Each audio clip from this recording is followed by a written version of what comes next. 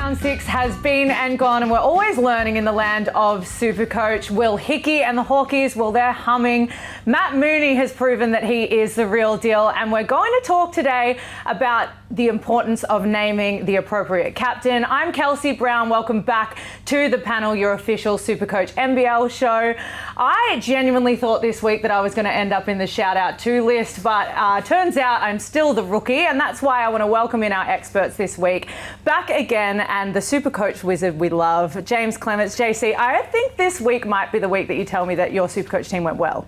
Well, you'd be wrong, Kels, because my SuperCoach team is just like my beard was this morning. If you want to see, the wizard thing, there's a Thomas the Tank Engine train. It just got stuck in there. It's a perfect metaphor for my SuperCoach team right now, JP. I'm hitting just like a midline each week. I make one good move, one move that completely falls apart. So that's where I'm at. Well, there's another guy that you've mentioned, JP. I'm really excited about this one. He's not new to the show. You were steering the ship early on, but you're in the hot seat now. JP, Joel Peterson, NBL commentator, amazing man. Tell me about your SuperCoach team and how you're going. It's a big rap, Kels. I thought expert was good, but amazing man might top it. A, I didn't know you could have bed hair on top and off the chin. That's a revelation to me. B, really, I've just come back for guidance. It's not been a good period for me since I left this show. You've come in, you've done a far better job hosting it than I ever did, and my team has gone absolutely downhill. I'm in all kinds of trouble. I come seeking, I seek to repent for my sins. I come seeking guidance. I need a lot of help. Well, I feel like the only person you can ask for help is JC, because I'm still learning the ropes as well. But I want to ask both of you around the importance of captaincies. I've made a huge mistake this week. I went with PJC and Matt Hurt, which I thought was going to be a great decision. I have Xavier Cooks on my team, though, and he would have been the better choice. JC, can you talk to me about how important it is to choose the right captain, and have you made better decisions? I've certainly made better decisions apart from my captaincy this week. I roll with PJC as well, right? I look at these lineups, and that's what I do each week. You're obviously going with the player that's on the double. Cooks obviously had the double, but when he rips off 95, like, everybody looks like an idiot if they didn't put the C on him, right? And the same thing went with angry Jack White. Like, he's just like, you know what, I'm just angry this week. And you're like, this is great, because what did I say last week on this show? I'm like Bon Jovi. When it comes to Jack White, you just got to keep the faith. Like, it was awesome, and he repaid it, but of course I didn't put the C on him, because again, apparently I'm an idiot who just makes one good move, one bad move. Even Montrez hitting 71, you wouldn't have had the C on him with the single this week, but there might have been someone who went, you know what, I really like the matchup, and that's what it all comes down to with SuperCoach. You look at the doubles, you look at the points given up per minute by the opposition. You can look at somebody like Matt Hurt, who I did look at last week for that. He didn't quite repay the faith. Like, he actually got outscored by Trez on a single than Matt Hurt on the double. But PJC, he had these moments where you're like, ooh, I can see where the upside would be, but he didn't quite get there. So when you get that double and you get the double hit from the C, like, that can make or break your week. And if you look at the top 1% of coaches, like, invariably they're the ones who made the right decision that week. I think at the moment it's sort of PJC, Cooks, Matt Hurt. They're your kind of reliables. I mean, I know that I'm certainly in that basket with those two. I went PJC over Cooks last week. It was a bit of a downside to that. It wasn't an absolute disaster, but part of the trading in of players for me in the last couple of weeks has been, well, who can I kind of depend on in that spot, right? So Xavier Cooks has been terrific. He's sort of running the Sydney ship at the moment. We know that PJC is doing the same, and Matt Hurt's been kind of a lone hand for the Southeast Melbourne Phoenix. So there's that dependability of, is this guy the number one guy? Are they the guy on their team? Luckily, those three have been, and then no matter which way you've gone, at least it hasn't been a complete disaster. Yeah, there might be 6 to 8 guys across the league that you maybe trust in that captaincy position, and anything else is maybe a risk. You spoke about Xavier Cooks. He's on our hot list this week, no surprises, top scoring 95. Jack White, angry Jack White on there as well. Will Hickey has been unbelievable lately, 78 for him. Matt Mooney, 77. We spoke about him last week around whether you can trust him, and I think he's backed it up. They've got a couple of doubles coming up as well, which is exciting. For anyone who owns Matt Mooney, I'm currently trying to get him on my team. And Trez Harrell. So, JC, how do you find that hot list? I find it very frustrating because Will Hickey's on it. Can we pinpoint the exact moment he started getting good, JP? Was it exactly when I traded him out? Probably. It's right there. It's all right, now JC's traded me out. Let's go. Bang. And look, The Will Hickey Illawarra situation is fascinating because you could see this from the very start of the season. Like, he had the perfect role with Trey Cal, Tyler Harvey right there. He's the dude who does everything else, right, in that backcourt. And as they've sort of had these ups and downs the last sort of like 3-4 weeks, he has just stepped up in such a good way that he is now, like, he's made the most money in SuperCoach this year. He's at 135K. That's how much he's gone up. He's more than doubled in price. And if you're really smart like me and jumped off just before that all happened, I mean, you're laughing. I love the fact that he gets a contract extension with Illawarra as you sever ties at the exact same time. I mean, it's kind of like they're the smart organisation, and my organisation, you just run around in circles like Homer Simpson, whoop, whoop, whoop, whoop, whoop, whoop. No idea what's going on with me. So, but the Mooney thing was fascinating as well, Kels, because we talked about how PJC and Mooney might work together, and they're working really well. We kind of wanted to see that over the last couple of weeks, and look, if whoever brought in Mooney, they've been repaid really nicely. Let's move to the not list. There's a big man on there that everyone has maybe held on to, even despite Brisbane just having single games over the last few weeks. Rocco Zikarsky. A lot of people have stuck fat with him. JP, what do you think about that move? Well, I'm one of them. And I sort of explain it by almost, I can't be bothered trading him out. Like, he's going to play. Yes, they've only got single games, but I was kind of looking at, okay, so where can I gain value? There's players that are higher price points than him that maybe are easier to trade up. All the while, Rocco's been playing singles every single week for Brisbane and not doing a lot. So he's kind of this stranded asset now that he hasn't gained the value that other players have, but he's also not giving you the scoring punch based on doubles. And now we get to a point of the season where after the FIBA break, Brisbane start to play doubles. So is it even worth moving on him now? It's an interesting discussion. I think that's the biggest question if you've got Rocco. Like, do you just like punt it now and like bring him back in a few weeks if you need to when Brisbane start that run of doubles, because they have an awesome schedule the back half of the season, as we all know. But at the moment, like, I have a big question this week of like, do I trust Sam Meninga for one more week, or do we go Rocco, like, and just leave him there as my backup C, and just like sort of cross my fingers, hold my nose, and then like get to those doubles? That's going to be my question this week. And I feel like Rocco, if you want to trade him, I feel like it's okay. You can bring him back in a couple of weeks. There's just not the upside at the moment. When he gets to the doubles, the scoring will tick back over, but at the moment, I'm probably off the Rocco train. There was a couple of other disappointing ones on there. Max Starling and Trey Cal obviously both went out due to injury. A lot of people had traded those in. So that's to top off our not list. But let's get to our shout out to, which I said at the top of this, I genuinely thought I was going to be on. I thought I was going to come in this week and say, I'm the first person on this show to be in the shout out to. Very far off it. So I've got a lot to learn when it comes to scoring 500 points in SuperCoach. Shout out to Dunnies Dunkers. Jared, he won this week 576. Ooh. Bears with 569 for Allison. Big Gems for Mark on 568. Josh Gritty for Timothy on 567. And Moon Goat, which again, I always shout out to my favourite names. That one takes the cake this week, for Matthew on 566. The common thread for a lot of these teams was having Xavier Cooks as captain, which we spoke about, White as vice captain, or PJC and Mooney about the team. Yeah, I mean, everyone sort of nailed, as we sort of hit on, right? Like, if you nail that captaincy pick, it can make or break your week. Because I think I went to this week same as you, Kels. I'm like, this is the week. We're going to make the list. It's going to be awesome. The projection has me like over 500, and then it gets to the end of the week. I'm like, wait, but what? Hang on, it was going to be over 5. It meant to have a 5 in it, not a 4. This sucks. So my ranking dropped a little bit looking at all this compared to these ones, but that's it. It's just nail your captain and you can really vault yourself up the rankings. It's interesting, there was a bit of variance, particularly at the centre spot in those teams. So a couple had Matt Hurt, a couple, Cam Oliver was in one of those teams as well. So there was a little bit of sort of differentiation in terms of who you were going at that spot. Keanu Pinder's obviously a popular choice in those big man rotations. My question is though, fifth spot on that list, you mentioned Moon Goat. He's coached by Matthew. Is there a chance that's Matt Mooney? Oh, imagine. Then that'd be a story. That would. Matt's playing well on the court and well in SuperCoach. Good on him. So most traded in, I want to talk to you, JP, about Keanu Pinder. You've spoken about him coming in. He had an amazing week. And Flynn Cameron. JC, you also spoke about never, ever going with another Melbourne United guard ever again.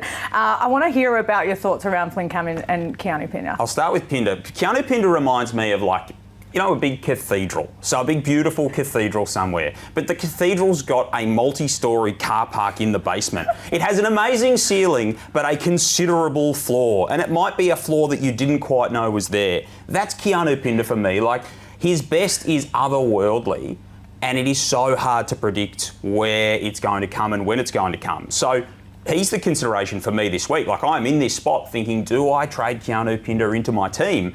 But I just don't know if I can trust it. That was so poetic, JP. I loved it because it's exactly correct, because it is beautiful at the top. You look at this, is incredible. I could be looking down at all the other coaches. It's a religious experience. Exactly. And then there's just multi-levels to that basement level. Like, it's just like, okay, this week John Riley's played him 11 minutes and it's just completely cooked his score. The Pinder thing is amazing. He's at 304k this week. This is the week to get on him. They start their run of doubles, obviously, to Perth. And at 304,000, like, without Bryce there, we know. I think Sydney, I feel like they did a bit of a job on Doolittle last week as well, and Pinder sort of picked up a bit of the slack. Can you trust him to do that week in, week out, though? That's going to be the question the coach is going to face. I believe in Pinder. At least I believe in his ability on doubles to score enough more than his break even to make me a little bit of cash. So he's going to be one of the dudes that I look at bringing in this week as well. And Flynn Cameron, I think this is just a case of, SuperCoach is all sort of based around like having a chance, your minutes. That's what it sort of comes down to, right? And Flynn Cameron this week, he got a chance, but I just don't want to touch any United guards at this point, just because it feels like complete roulette. It's like, who's going to go off this week? Is Delhi going to play? Oh, no, he's not. Okay, what about Shea? Oh, no, we don't know. And I'm just stuck with Bubbles, Chris Goulding, just do something cool. Come on. And he's been fine. But Flynn Cameron was fantastic last week. If you want to downgrade JP, I mean, do you feel like that's something you could actually look at? I just don't know if I trust it. Yeah, I had the exact same thought. Dean Vickerman said on Tuesday of this week that, Matthew Dellavedova, Shea Ili are sort of maybes. He wasn't giving a lot away in terms of whether they'll play or not. So, but if they play, he's the fifth guard on that team. It's Daly, it's Ili, it's Goulding, it's Ian Clark, and then it's Flynn Cameron. Clearly the upside is there, clearly the talent's there, but to be that deep in the rotation at full strength, that's a question mark. So no United players on the most traded out list, obviously because they're coming into a double, but teams that are coming into a single, Cairns, Sam Wardenberg, Rob Edwards, they're on the most traded out list. Lockie Olbrich and Kelly Leopepe, an interesting discussion as well. Are you just jumping off them at the moment? But JP, I know you have a little bit of a gripe with Sam Wardenberg. Menenga. Sorry, Menenga. That's right. He just hates all Sams. Yeah, I'm a real anti-Sam kind of guy. He's like Sam Lane, the commentator. He wants no bar either. He's just like all Sams, they're on the no Sam list. That's Sam Menenga in this particular instance, I thought maybe a bit of a point of difference coming up to a double, a big man against maybe some friendly matchups in that space, and just absolutely laid an egg for me. So I'm among the crew that's traded him in and traded him out very, very swiftly indeed. I wish I had Sam Wardenberg. That would have been the better Sam to have. But yeah, I'm just sort of cleansing myself of all Sams. Yeah, the Menenga question, like that's what I'm sort of facing this week. Like, do I keep him and just sort of like, again, cross the fingers, hold the nose, and just hope that on another double that he at least gets you through to like that okay week? Because the price is okay still. Yeah, it's still fine. Like, but you can also downgrade from him too, and that's what 11% of people have done already. For me, the Olbrich and Leopepe conversation is like exactly what everyone's probably going to be having. Like, they're at 10% of combined coaches at this point. They've maybe done enough, because with the singles coming for Illawarra, with the singles sort of down the pipeline with Sydney, Kelly Leopepe, he's got a pretty tough break even as well. Like, it just, if you want to move on from him, downgrade a little bit, spend that cash elsewhere, I'm not going to argue with you. I'll probably move on from Olbrich, and my question becomes Leopepe or Menenga. So I've got some tough ones later this week. I'll probably move on from Leopepe just because there's actually, to be honest, like an extra $25,000 on his price that I can use elsewhere. And is that a bit of an upside bet on Menenga as well? Yeah. That the good is really good? To be honest, it's like, just don't be as bad as you were last week. Like, can we just do that, Sam, please? And he's like, well, I might, James, maybe. And I'm like, come on, bro, just help a brother out. Anyway. Well, I'm going to take a lot of that info and I'm going to head to NBL app and the supercoach.com website. You can check all of the live scores across the weekend. You can do all of your reverse trades. I currently have Ulbrich and Kelly, and so I feel like I might move off them, JC, because you've suggested that. Let's get to the teams that are playing doubles this week. So Melbourne, Sydney, Tas, Southeast Melbourne, Perth and New Zealand. So a great group of people to choose from playing the doubles. You often talk about looking ahead at, it's not just this week, it's the weeks coming up. Yeah, so I think when you look at this week, you go, great, we've got 6 teams on the doubles, this is going to be awesome. We're going to score 1,000,000 points, and it never happens because here we are. But week 8, you've still got United, you've still got Sem, you've still got Perth. And it's like, so I'm really gunning for all of that, and we sort of hit on this last week, right? We're looking at players that are on doubles. In some cases, doubles. We're just going double as much as we can. And say it again. I can't actually. I've run out. But United, like that's the sort of question. Like Jack White, that's why he's still rolled gold. That's why you're keeping the faith, right? That is why Matt Hurt came into a lot of teams last week for Southeast Melbourne Phoenix, and that's why you'll see Perth, like people kicking the tyres on Lupepe, Almansa, and like to be honest, I think Doolittle might be the one thing that everyone's sort of just overlooking a little bit. Without Bryce, that dude is absolutely awesome. So I think with those doubles, you just have to make sure you hit the doubles this week, but keep an eye on the week after with United, Sam, Perth and Tassie, I believe. And the week after that, still Perth. And then we finally get that Brisbane double. Watch out in week 10. That's going to be fun. Yeah, and so in that third week, so that's the last week before the FIBA break, it's only Brisbane and Perth who have doubles. So Perth go 2-2-2. They're the only team that goes double over this week. So you talk about Pinder, you talk about these guys. My man Dylan Windler from the start of the season, who knows? Like there's obviously roles for Perth players, but that's where there is a little bit of value in the sense that Perth, all the way through to that FIBA break, they've got double headers, which is very, very tasty. So moving on to lastly and very quickly, what have you got in your moves for this week, JC? Well, I think that's it. It's like the Pinder thing is going to be everything that dominates my thinking, I think, this week, where moving on from Ulbrich, Lupepe up to Pinder, just because I feel like the potential there for him to make a lot of cash in the next 3 weeks, the next 3 rounds is going to be massive. The problem is he might also like plateau after that first initial price rise from 304k, but it's probably all right. And just having those doubles there is just making me a little bit happier in that front court. So I think that's what I'll be doing. The problem is I'll also have to look for a downgrade in the cheapest chips department. And I'll be kicking the tyres on essentially anybody with a break even that seems remotely possible and it's under 80k. So that's a very skinny list at this point, but they'll be on my bench. Hopefully they'll be on a double. It's going to be a tough one this week, but at the same time, if I get to sort of that Thursday, Friday period, I'm like, you know what? I could actually just stand pat and just like let my guys roll, trust Menenga, trust my doubles, move Ulbrich to the bench and sort of just go from there. It's kind of the boring one, but it might be also just like that 1 week where I can actually just keep the powder dry. Because I've already got the doubles everywhere else. So I've got an upgrade in the big man department. I need to go from either Leo Pepe or Menenga up to someone, potentially Pinder, if I can kind of work myself up to the trust level with him. And then somehow, some way, I don't know how, and again, I come back seeking God. I still got Jalen Adams. I don't even know what he's doing in the team. I don't know when he's ever going to play again. So I need to get rid of him. I need to get rid of him stat. And maybe there's a downgrade opportunity there. So sort of seeking some options on that front too. For me, it's just all about getting Matt Mooney in. I'm not even going to consider any other trades. It's just get Matt Mooney in my team. JC captain? It's going to be between PJC and Jack White. JP? I think I'm just going to ride PJC. Love that. I think I'm going to go Xavier Cooks this week because I learnt my lesson last week. You can do all of those changes on supercoach.com.au or across the NBL app. You can check all the live scores. We've got round 7 coming up, as we do every single week here on the panel. Thank you so much for joining us, guys, the experts in the chairs. I will be going and doing my trades on supercoach.com.au. Enjoy round 7 and all the best for your SuperCoach endeavours.